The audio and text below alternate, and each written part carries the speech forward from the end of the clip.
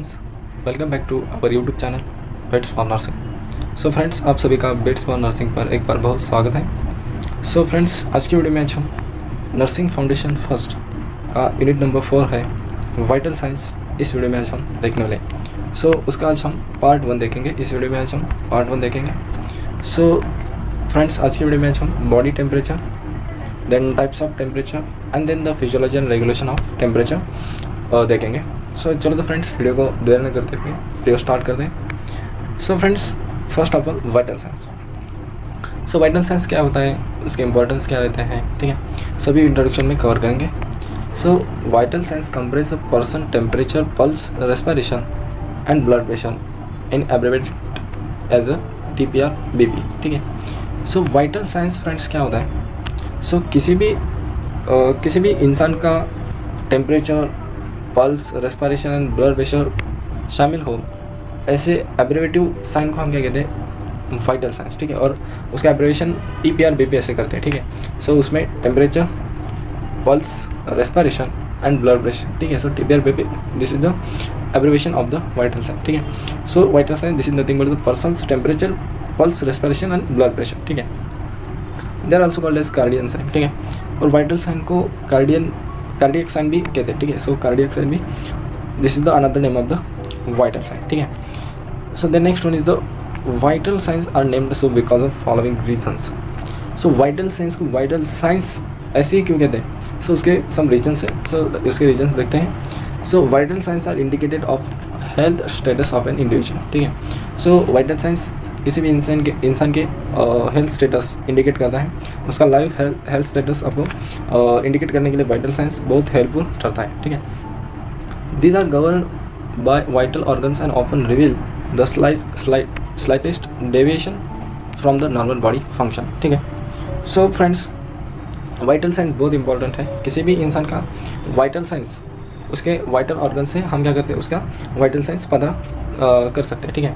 और किसी भी इंसान के नॉर्मल बॉडी फंक्शन में स्लाइटली भी डेविएशन आता है, उसके वाइटल ऑर्गन में थोड़ा सा भी स्लाइटली डेविएशन या फिर एब्नॉर्मिटी आती है, सो क्विकली जो वाइटल साइंस के हेल्प से हमको उसमें जो डेविएशन आए सो पता चल सकते हैं। So this is the another reason to the name as a vital signs, ठीक है।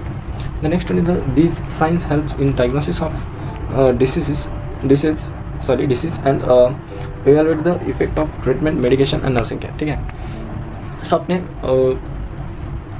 ICU यूनिट में या फिर जहाँ पर मॉनिटर रखे हुए होते हैं, सो वहाँ पर मॉनिटर में वहाँ पर O2 का परसेंटेज सैचुरेशन दिया वहाँ पर होता है, देन ब्लड प्रेशर होता है and the next one is the pulse rate, ठीक है। सो वहाँ पर जो वाइटल साइंस के जो एब्रिवेशन वहाँ पर होते हैं और उसके नॉर्मल यूनिट या फिर पेशेंट के जो नॉर्मल यूनिट है वहाँ पर दिखते हैं या फिर उसमें डेविएशन आता है, सो वहाँ पर रेड लाइट रेड लिप में या फिर रेड कलर में आता है, ठीक है। So this is the about the monitor, ठीक है। सो फ्रेंड्स, वाइटल साइंस के यूजेस या फिर diagnosis of the diseases and evaluate the effect of treatment, ठीक है।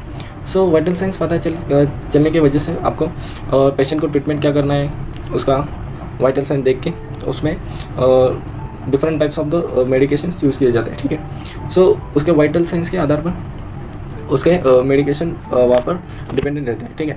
The next one is the nursing care, ठीक है। सो हमको नर्सिंग केयर वाइटल साइंस पे भी डिपेंड रह सकती है बिकॉज ऑफ पेशेंट को फॉर एग्जांपल उसका O2 डाउन हो गया, सो उसको first of all nasal cannula लगाना बहुत इंपॉर्टेंट रहता है। सो उस पर वाइटल साइंस पे भी नर्सिंग केयर भी डिपेंड रहती है, ठीक है। So overall the vital science का बहुत अच्छा यूज़ भी है और इम्पोर्टेंस भी है, ठीक है। So this is the another reason. The next one is the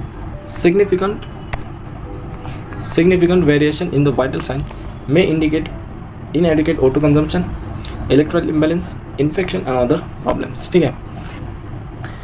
so vital science का अनदर सिग्निफिकेंस या फिर उसके यूज़ क्या है, सो inadequate O2 consumption या फिर electrolyte imbalance या फिर infection या फिर other problems related to the patient disease condition।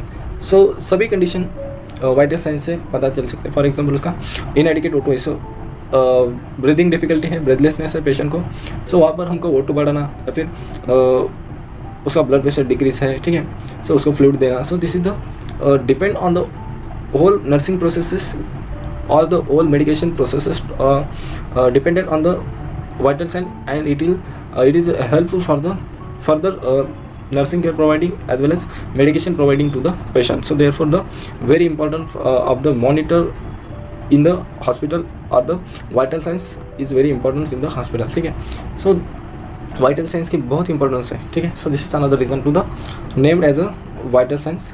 The next reason, client psychological state may also cause the variation in the vital signs. ठीक है, so vital signs में variation आना पेशेंट के, for example patient psychological इल है. ठीक है, सो उसके psychological status से भी उसकी मानसिक स्थिति क्या है, सो उससे भी उसके वाइटल साइंस में डेविएशन आ सकते हैं. ठीक है, so this is the reasons to vital signs name as a vital signs. ठीक है, the next one is the body temperature. ठीक है, सो यहाँ से हम TPR BP जो वाइटल साइंस में आते हैं, सो यहाँ से हम स्टार्ट करते हैं. सो TPR BP में फर्स्ट ऑफ ऑल हम टेम्परेचर देखेंगे, then pulse, then respiration and last one is the blood pressure.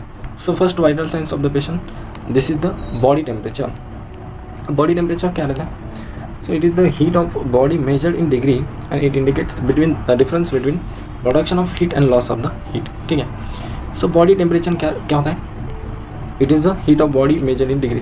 For example this is the first of all the degree Celsius में या फिर फ़ारेनहाइट में body temperature mostly major किया जाता है. और बॉडी टेम्परेचर क्या होता है, this is the difference between the production of heat and loss of heat. So heat में बॉडी में हीट का प्रोडक्शन होना या फिर लॉस होना हीट का, so this is the difference between them, so it is called as the body temperature. ठीक है, so this is the degree of hotness या फिर डिग्री ऑफ कोल्डनेस. ठीक है, उसको हम क्या कहते हैं, बॉडी टेम्परेचर. ठीक है, the next one is the normal body temperature. So normal body temperature कितना होता है पेशेंट का या फिर किसी भी एडल्ट का, so this is the healthy individual body temperature is very between 97 degree and 99 degree Fahrenheit और in Celsius 36.1 to 37.2 degree Celsius. ठीक है, सो किसी भी अडल्ट ह्यूमन बीइंग का जो नॉर्मल बॉडी टेम्परेचर कितना रहता है, so this is the very between, so 97 to 99 degree Fahrenheit में या फिर सेल्सियस में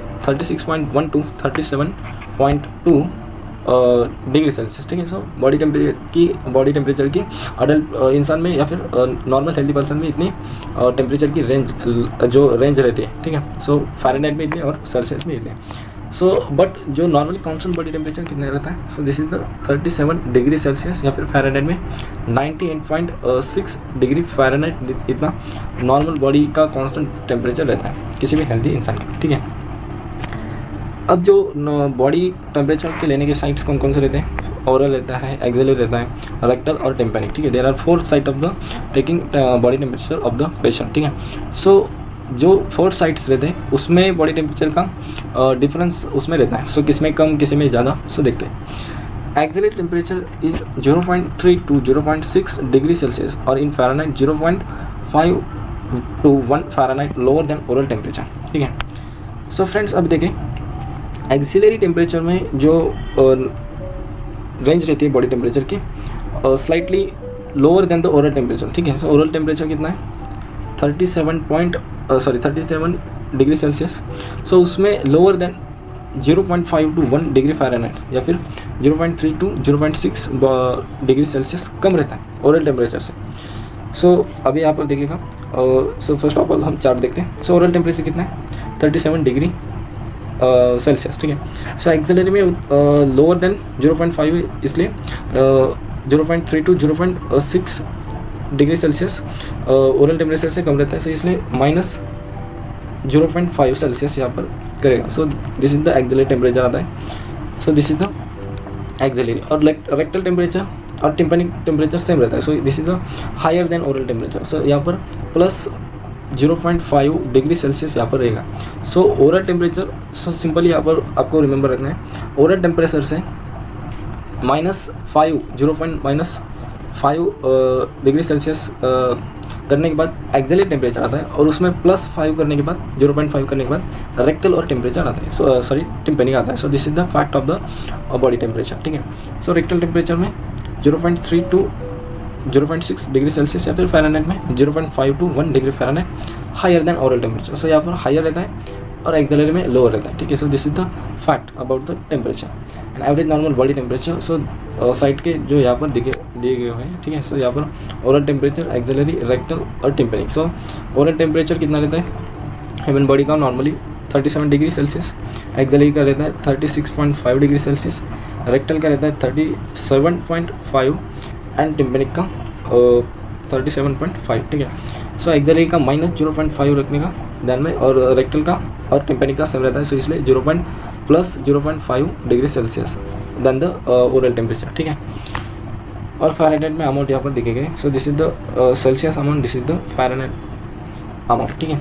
सो फ़ारेनहाइट में ओरल का 98.6 डिग्री फ़ारेनहाइट, एक्सिलरी का आता है 97.6 फ़ारेनहाइट, रेक्टल का आता है 99.5 and this is the same to the tympanic temperature, ठीक है। So this is the normal body temperature, ठीक है। The next one is the types of the body temperature, ठीक है। सो इस वीडियो का नेक्स्ट टॉपिक क्या है, types of the body temperature, ठीक है। So there are 2 types of the body temperature. So body temperature के 2 टाइप्स रहते हैं, एक तो रहता है कोर बॉडी टेम्परेचर और सरफेस बॉडी टेम्परेचर, ठीक है। सो कोर बॉडी टेम्परेचर मतलब क्या, जो for example this is the blood vessel and जो इनर सरफेस रहता है किसी भी बॉडी का सरफेस, इनर सरफेस है बॉडी के अंदर का, so this is the inner surface है। सो इनर सरफेस का जो टेम्परेचर रहता है या फिर अंतर्भाग का जो सरफेस रहता है बॉडी के, सो उसमें जो टेम्परेचर प्रेजेंट रहता है उसका जो टेम्परेचर रहता है this is the core temperature. And जो सरफेस टेम्परेचर क्या रहता है, so this is the normal body temperature. So हम जो नॉर्मल बॉडी टेम्परेचर मेजर करते हैं, फॉर एग्जांपल डॉर्सल सरफेस से, हैंड के डॉर्सल सरफेस से हम जो बॉडी टेम्परेचर थ्रोट पर लगा के हम जो मेजर करते हैं this is the surface temperature, मतलब हम स्किन का जो बॉडी टेम्परेचर मेजर करते हैं this is the surface temperature, ठीक है। So core temperature it is average temperature of structure present in deepest tissue of body such as liver, ठीक है। तो जैसे मैंने बताया जो कोर टेम्परेचर रहता है एवरेज टेम्परेचर रहता है, और जो डीपेस्ट टिश्यू रहते हैं बॉडी में प्रेजेंट, फॉर एग्जांपल लिवर में जो टेम्परेचर मौजूद है, so this is the core temperature and it is higher than surface temperature, ठीक है। सो बट जो सरफेस टेम्परेचर से ज़्यादा कोर टेम्परेचर रहता है, ठीक है, फॉर एग्जाम्पल बिकॉज ऑफ वहाँ पर मेटाबॉलिक एक्टिविटी ज़्यादा रहती है as compare to the surface temperature, ठीक है। And this is the site of the measuring core temperature, this is the tympanic और द रेक्टल, ठीक है। बिकॉज ऑफ टिम्पेनिक और रेक्टल में हम क्या यूज़ करते हैं, जो इनर टेम्परेचर रहता है, ठीक है। सो बॉडी का इनर टेम्परेचर में थर्मामीटर प्लेस करके जो हम मेजर करते हैं temperature, this is the core temperature and surface temperature. Next type of the body temperature this is the surface temperature. So surface temperature में it is temperature of skin, subcutaneous tissue and fat, ठीक है। So friends surface temperature कहाँ पर नापते हैं या फिर major करते हैं, सो दिस इज द हमारा आउटर लेयर है स्किन का, और दिस इज द हेयर है। सो यहाँ पर एपिडर्मिस हमारा लेयर प्रेजेंट है, ठीक है।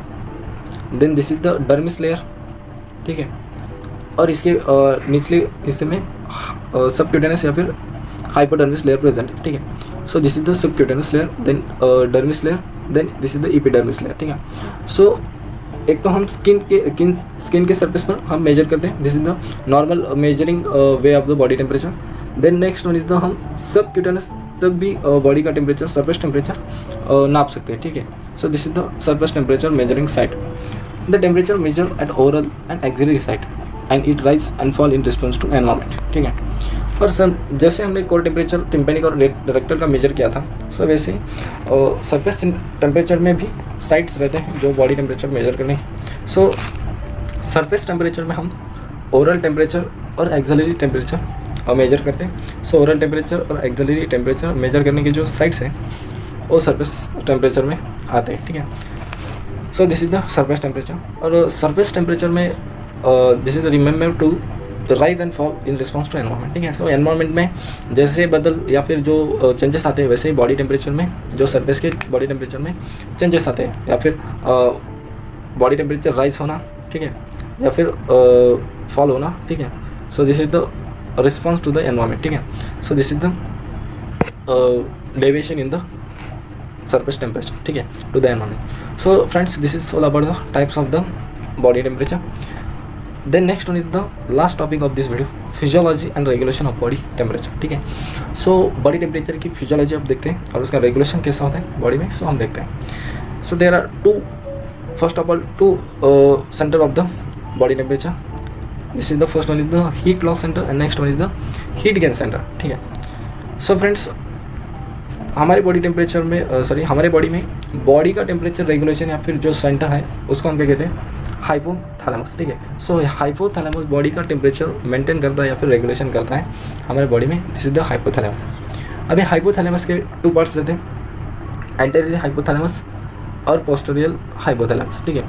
सो उसमें से एंटेरियर जो हाइपोथैलेमस रहता है, सो एंटेरियर हाइपोथैलेमस क्या करता है, बॉडी का हीट लॉस करने का हेल्प करता है, ठीक है। So this is the anterior hypothalamus to help to the heat loss center. And heat gain center कौन रहता है, पोस्टीरियर हाइपोथैलेमस, ठीक है। सो पोस्टीरियर हाइपोथैलेमस बॉडी का हीट गेन सेंटर रहता है, ठीक है।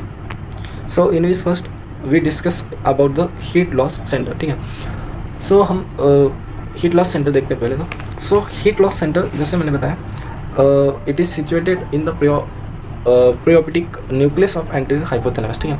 सो हाइपोथैलेमस का जो एंटेरियर सर्फेस या फिर जो एंटेरियर लोब है या फिर पार्ट, उसमें से जो प्रियोपिटिक न्यूक्लियस वहाँ पर प्रेजेंट रहता है।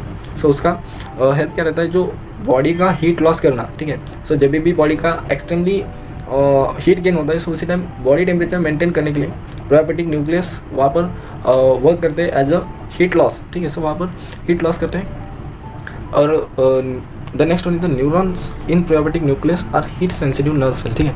सो हीट लॉस करने के लिए एंटीरियर सरफेस यूज़ होता है हाइपोथैलेमस का या फिर लोब। सो उसमें से जो प्रियोपिटिक न्यूक्लियस प्रेजेंट रहते हैं, so this is the heat sensitive nerve cell, ठीक है। सो हीट को सेंसिटिव रहते हैं। Stimulation of प्रियोपिटिक nucleus result in cutaneous vasodilation and sweating which leads loss of the heat. So friends, जो preoptic nucleus रहते हैं, ठीक है, प्रियोपिटिक न्यूक्लियस का अनदर जो फंक्शन है GnRH हार्मोन रिलीज करना, ठीक है। This is the gonadotropic releasing hormone, this is the sexual hormone. So then next one is जो प्रियोपिटिक न्यूक्लियस रहते हैं उसका रिजल्ट क्या होता है, वैसोडाइलेशन करते हैं, ठीक है। वैसोडाइलेशन मतलब क्या रहता है, जो वैसोडाइलेशन मतलब रिलैक्सेशन ऑफ ब्लड वेसल, ठीक है। ब्लड वेसल का रिलैक्सेशन करना या फिर उसका डायलेशन करना, ठीक है। सो वहाँ पर वैसोडाइलेशन और स्वेटिंग होता है। सो वहाँ पर पसीना आता है। सो उससे क्या होता है, वैसोडाइलेशन करने से या फिर स्वेटिंग होने से, this is the physiological action होने से वहाँ पर क्या होता है, हीट का लॉस होता है, ठीक है। So this is the function of the preoptic nucleus and as well as the anterior lobe of the hypothalamus. The next one is the heat gain center, ठीक है। So just is opposite to the heat loss, ठीक है। So heat loss centre यहाँ पर रहता था, सो anterior hypothalamus में। सो वैसे ही जो पोस्टीरियर सरफेस है या फिर लोब है, this is the posterior part of the hypothalamus, this is the heat gain center. So उसको हीट गेन सेंटर कहते हैं and it is situated posterior hypothalamus nucleus.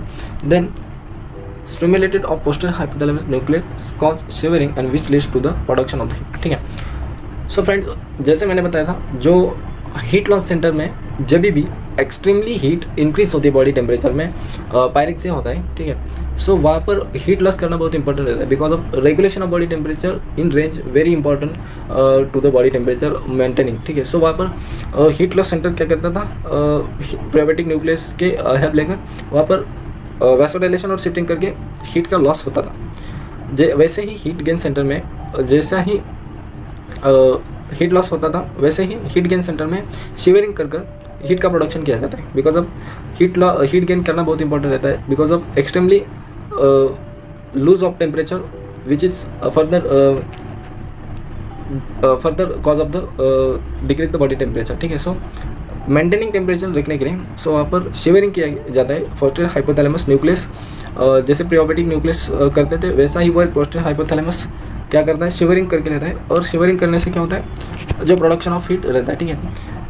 So this is the another function of posterior hypothalamus to maintaining the body temperature, ठीक है। सो वहाँ पर जब भी cold temperature में जब भी जाते हैं, सो वहाँ पर नॉर्मली हमारा जो शिवरिंग होता है, ठीक है, कब कहाँ पर वहाँ पर होती है, ठीक है। सो दिस इज द वहाँ पर क्या होता है, सो शिवरिंग होने से हमारा बॉडी टेम्परेचर मेंटेन होता है और प्रोडक्शन ऑफ हीट होता है, ठीक है। Then next one is the body temperature regulated by 2 mechanism, ठीक है। अभी बॉडी टेम्परेचर मेंटेन करने के लिए 2 मैकेनिज्म कौन सा है, so first of all thermogenesis and next one is thermolysis, ठीक है। सो यहाँ पर मिस्टेक हो गई, so this is word thermolysis, ठीक है। So thermolysis, so first of all thermogenesis मतलब क्या, जेनेसिस मतलब प्रोसेस या फिर प्रोडक्शन, ठीक है। सो थर्मोजेनेसिस मतलब क्या है, हीट का प्रोडक्शन, ठीक है। So it is the chemical regulation by production of the heat. So chemically regulation करके यहाँ पर हीट का प्रोडक्शन किया जाता है। दिस प्रोसेस को हम क्या कहते हैं, this is process is called as thermogenesis. Thermolysis क्या होता है? लाइसिस मतलब ब्रेक डाउन या फिर loss. So this is the physical regulation by loss of the heat. So यहाँ पर फिजिकल रेगुलेशन करके थर्मोजेनेसिस में हमने केमिकल रेगुलेशन किया था, और थर्मोलाइसिस में फिजिकल रेगुलेशन करके हीट का लॉस किया जाता है। ठीक है, so this is the process of thermolysis. ठीक है, the next one is the heat production. ठीक है, the next one is the first of all heat production. ठीक है, so heat production various mechanism involve the production of the heat in the body. So heat production में जो different types of the mechanism use किए जाते हैं, या फिर जो हीट प्रोडक्शन करते हैं बॉडी में, सो कौन कौन से हीट प्रोडक्शन करने के जो मैकेनिज्म है, सो फर्स्ट ऑफ ऑल देखते हैं। ठीक है, so in which the first of all in heat production this is the metabolic activity. ठीक है, सो हीट का प्रोडक्शन बॉडी में कौन कौन से वे से होता है? So first of all metabolic activity करके, देन मसल एक्टिविटी करके, the next one is the, और so there are two types और the way to the heat production. ठीक है, सो मेटाबॉलिक एक्टिविटी में primary source of heat production in the body this is the metabolism of the food. So जो first primary function है या फिर जो primary source है, ठीक है, so primary source this is the metabolic activity. ठीक है, सो मेटाबॉलिक एक्टिविटी का फूड के मेटाबॉलिक एक्टिविटी की वजह से स्लाइटली वहाँ पर बॉडी का हीट बढ़ता है। ठीक है, so this is the metabolic activity, this is the primary source of heat production in the body. During metabolism protein, carbohydrates and fat heat is produced by the product. ठीक है, सो जब भी food का metabolism होता है, उसका metabolic activities process होने से हीट का प्रोडक्शन होता है। सो प्रोटीन का, कार्बोहाइड्रेट्स का या फिर फैट का मेटाबॉलिज्म होने से हीट प्रोड्यूस होता है। सो कितना हीट प्रोड्यूस होता है? सो देखते हैं। Carbohydrates and protein produce 4 kilo calorie respectively and lipids produce 9 kilo calorie during metabolism of 1 gram of food. ठीक है, सो जब भी बॉडी में 1 ग्राम ऑफ फूड का मेटाबॉलिज्म होता है, सो उसमें carbohydrates and proteins 4 kilo calorie respectively heat का प्रोडक्शन करते हैं, और फैट या फिर लिपिड का मेटाबॉलिज्म होने के बाद 9 किलो कैलोरी बॉडी की अचीव होती है, और उससे हीट का प्रोडक्शन होता है। ठीक है, so this is the first production of the heat by the metabolic activity. The next one is the muscular activity. ठीक है, सो मस्कुलर एक्टिविटी होने से भी हीट का प्रोडक्शन होता है।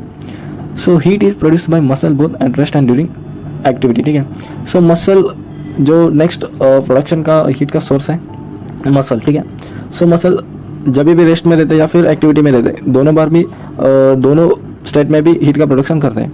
So during exercise heat is produce fast through the muscle movement. ठीक है, बट इन एक्सरसाइज जब भी बॉडी का एक्सरसाइज होता है, सो वहाँ पर जितने अमाउंट में हमको जो हीट का प्रोडक्शन होता है एज कम्पेयर टू द जो रेस्ट में रहता है। ठीक है, सो हमको हीट का प्रोडक्शन मस्कुलर एक्टिविटी एक्सरसाइज करने से, उसका मसल का मूवमेंट होने से भी हीट का प्रोडक्शन मिलता है। Next one is the role of the hormone. ठीक है, सो रोल ऑफ हार्मोन में, so thyroid hormone increase the metabolism and heat production. ठीक है, सो रोल ऑफ हार्मोन में थायराइड हार्मोन का जो यूज़ है या फिर जो उसका वर्क है, जो मेटाबॉलिज्म इंक्रीज करता है बॉडी में, जो मेटाबॉलिज्म होता है, सो थायराइड हार्मोन का वहाँ पर रोल है और वहाँ पर हीट का प्रोडक्शन किया जाता है। Then heat from the environment, a greater temperature in environment also result in the heat gain. ठीक है, सो ज़्यादा अमाउंट में एनवायरमेंट भी टेम्परेचर रहने की वजह से बॉडी का टेम्परेचर भी बढ़ सकता है। ठीक है, so this is the another way और the source of the heat production. Then next one is the shivering. Increase the production of heat in the body initiated by the hypothalamus. ठीक है, so जो posterior hypothalamus वहाँ पर heat gain करता है, सो वहाँ पर शिवरिंग होता है। सो शिवरिंग करने से भी हीट का प्रोडक्शन बढ़ता है। ठीक है, so this is the all about the heat production and the sources of the heat production. ठीक है, the next one is the heat loss from the body. ठीक है, सो अब हमने जो अभी देखा हीट का प्रोडक्शन बॉडी में कैसे होता है और उसके सोर्सेस क्या थे। सो वैसे ही बॉडी टेम्परेचर मेंटेन करने के लिए जैसे हीट का प्रोडक्शन होता है, सो वैसे ही हीट का लॉस भी होता है। सो हीट लॉस में कौन कौन से सोर्सेस है हीट का लॉस करने में बॉडी में, सो देखते हैं। Primary site of heat loss is the skin, and heat loss also occurs through evaporation of sweat through the elimination of the urine and feces. ठीक है, so there are so many ways of the loss of the heat from the body. ठीक है, in which the first of all the loss of the heat main source this is the skin. So skin से सबसे ज़्यादा heat का loss होता है। ठीक है, then next one is the evaporation. ठीक है, सो इवेपोरेशन से स्वीट का इवेपोरेशन होना। ठीक है, सो वेपराइज होने से स्वीट का लिक्विड स्टेट से वेपराइजेशन स्टेट में कन्वर्जन होना स्वेट का, सो वहाँ पर भी हीट का लॉस होता है। And then elimination of urine and faeces, ठीक है। So there are two types of the excretion of the product, waste product of the body. So urination and faeces से जब भी एलिमिनेशन होता है सो वहाँ पर भी हीट का थोड़ा पर लॉस होता है, ठीक है। So first of all skin, it is primary site of heat loss, so this is the also lines to remember primary source of the heat loss. So then the circulatory blood brings heat to skin surface where small connection between the arterioles and venules lie directly below the surface. So जो primary source है skin है, जो loss of the heat है। Then next one is the circulation of blood, so circulation होता है सो वहाँ पर जो कनेक्शन रहता है आर्टेरियल्स का और वेन्यूल्स का, जो आर्टी का जो स्मॉल यूनिट है आर्टेरियल्स और वेन का जो वेन्यूल्स स्मॉल यूनिट है, सो उसमें जो कनेक्शन रहता है बिलो द सरफेस स्किन, सो वहाँ पर में भी जो सर्कुलेशन होने से हीट का लॉस होता है, ठीक है। So this is the another process of the heat loss of the body. Then the next one is the this connection में remain open to allow heat loss the skin और they may close retain heat in the body, ठीक है। So जो उसका connection है venules का और जो आर्टेरियल्स का, जो स्मॉलेस्ट यूनिट है आर्टरी और वेन्यूल्स का, सो वहाँ पर जो कनेक्शन रहता है सो एक तो उसका हीट लॉस भी करते हैं और फर्दर यूज़ करके जो उसका हीट का रिटर्न भी है वहाँ पर होता है, ठीक है। Then the sympathetic nervous system control the opening and closing connection in the response changes in the core temperature and environmental temperature, ठीक है। सो जो सिंपैथेटिक नर्वस सिस्टम से सिंपैथेटिक नर्वस सिस्टम क्या रहता है, दिस इज द फ्लाइट और fight response, ठीक है। सो एक तो झगड़ा करना या फिर छोड़ कर देना, ठीक है। So this is the fight और flight response, this is the sympathetic nervous system, ठीक है। So sympathetic nervous system controlling the opening and closing the connection in the response to changes core body temperature. So जो connection है आर्टेरियल्स का venules का, सो उसका connection control करता है, so sympathetic nervous system करता है इन the core temperature and the environmental temperature. So this is the maintenance between the core body temperature and environmental temperature, ठीक है। So sympathetic parasympathetic का जो रिस्पॉन्स रहता है, फॉर एग्जांपल जो आपने खाना खाया, सो जब भी खाना स्वेलिंग होता है, सो फूड का स्वेलिंग होता है, this is the sympathetic response. और जब भी फूड का स्वेलिंग होने के बाद जो this is the voluntary process है, सो जब भी फूड नीचे आता है इसोफेगस से स्टमक्स में, सो वहाँ पर पैरासिम्पैथेटिक रिस्पॉन्स स्टार्ट होता है, ठीक है। सो वहाँ पर इनवॉलंटरी रिस्पॉन्स स्टार्ट होता है, so this is the sympathetic and parasympathetic response. Then the next one is the heat is transfer to external environmental through a physical process of conduction, convection, radiation and evaporation, ठीक है। So heat का loss, there are 4 process of the physical processes of the heat loss, this is the conduction, convection, radiation and evaporation. So उससे heat का loss होता है। So first of all this is the conduction. So in which conduction it is a transfer of heat directly through a substance from hot area to cold area, ठीक है। So जो substance hot area से cold area तक जाता है, सो उसका body temperature या फिर उसका जो टेम्परेचर रहता है सो डिक्रीज होता है। सो उसका हॉट एरिया से कोल्ड एरिया से जाने से वजह से उसका बॉडी का उसका सब्सटेंस का टेम्परेचर डिक्रीज होता है या फिर कम होता है। फॉर एग्जांपल फ्रीजर, ठीक है। सो फ्रीजर एक बॉडी टेम्परेचर फ्रीजर एक टेम्परेचर रिड्यूस करने का जो सोर्स है, ठीक है। सो उसमें हॉट टेम्परेचर रखने की वजह से उसका कोल्ड टेम्परेचर में उसका कन्वर्जन होता है, ठीक है। So this is the conduction, ठीक है। The next one is the physical process, this is the convection, ठीक है। सो कन्वेक्शन में it is the method of transfer of heat bye circulating the air. So this process involve the transfer of heat by the circulating the air, ठीक है। So उसमें heat loss होने का जो next method है, this is the convection में क्या होता है, सर्कुलेटरी एयर से हीट का लॉस होता है। फॉर एग्जांपल वहाँ पर आप कूलर का एग्जांपल ले सकते हैं, ठीक है। सो उसमें हॉट एयर उसमें कोल्ड होते हैं, सो उसमें भी हीट का लॉस होता है, ठीक है। सो हॉट से कोल्ड होना मतलब वहाँ पर भी हीट का लॉस हो रहा है, ठीक है। So this is the convection, ठीक है। The next one is the radiation. So radiation it is the transfer of heat from surface of one subject to another that is not in the contact, ठीक है। So this is the radiation. Radiation क्या होता है, transfer of heat surface of one object to another that is non contact, ठीक है।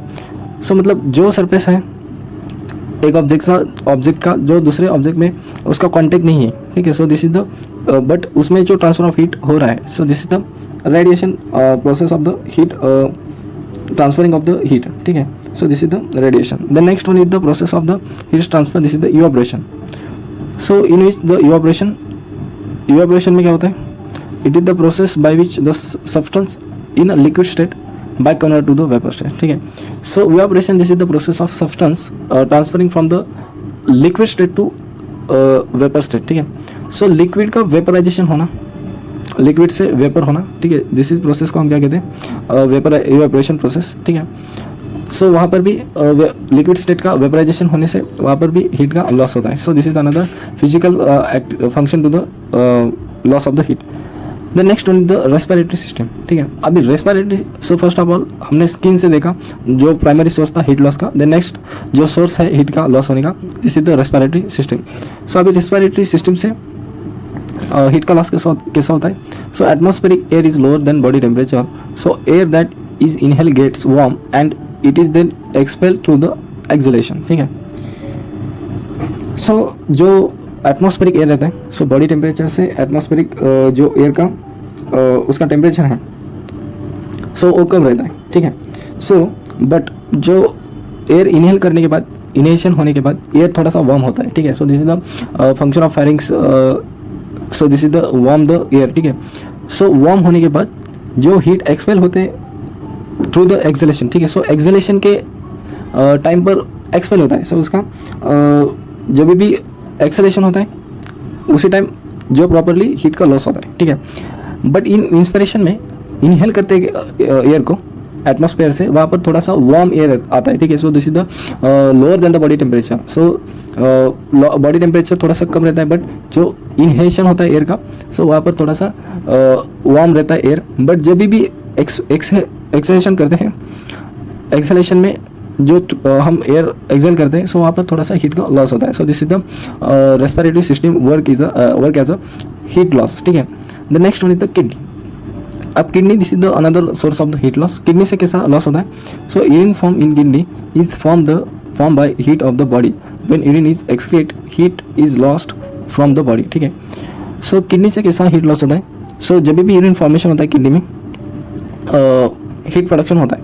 This is the way of the heat production in the kidney. But जैसे ही urine का excrete होता है body से, ठीक है, so this is the liquid waste of the body. So जब भी यूरिन का एक्सक्रीट होता है, सो उसी टाइम हीट का भी लॉस होता है. ठीक है. सो यूरिन प्रोसेस होने के टाइम पर हीट का प्रोडक्शन होता है, बट जो बनी हुई हीट है एक्सक्रीट के टाइम पर हीट का लॉस होता है. So this is the process of heat loss from the body in which the source of the heat loss, this is the kidney. And last source of the heat loss from the body, this is the GI tract. ठीक है. सो gastrointestinal में कैसे body का heat loss होता है? So when a person expel waste from the body, some amount of the heat also lost from the body. ठीक है. सो जैसे हमने यूरिन का एक्सक्रीशन देखा, सो वैसे ही जीआईटी ट्रैक में भी जो वेस्ट प्रोडक्ट रहता है. ठीक है. So this is the faces. So faces का भी जब भी वहाँ पर वेस्ट प्रोडक्ट बॉडी से निकाल दिया जाता है, सो वहाँ पर भी हीट का some amount of heat loss वहाँ पर होता है. ठीक है. So friends, this is the heat loss from the body, and there are sources of the heat loss of the body. So in the skin, then respiratory system and kidney and GIT tract. ठीक है. So there are sources of the heat loss from the body, and heat production के source there are only two source, metabolic activity and muscular activity होने से heat का production होता है. ठीक है. So friends, यहाँ पर इस वीडियो के सभी भी टॉपिक्स यहाँ पर क्लियर होते हैं फ्रेंड्स. सो जो रिमेनिंग सभी पार्ट्स हैं, सो हम नेक्स्ट क्लास में देखेंगे. सो तब तक के लिए थैंक यू फ्रेंड्स. सो ये वीडियो कैसा लगा कमेंट करके बताएगा. वीडियो पसंद आया तो वीडियो को लाइक कीजिए, शेयर कीजिए, चैनल को सब्सक्राइब कीजिए. ठीक है. सो नेक्स्ट वीडियो आने तक take care, wish all the best.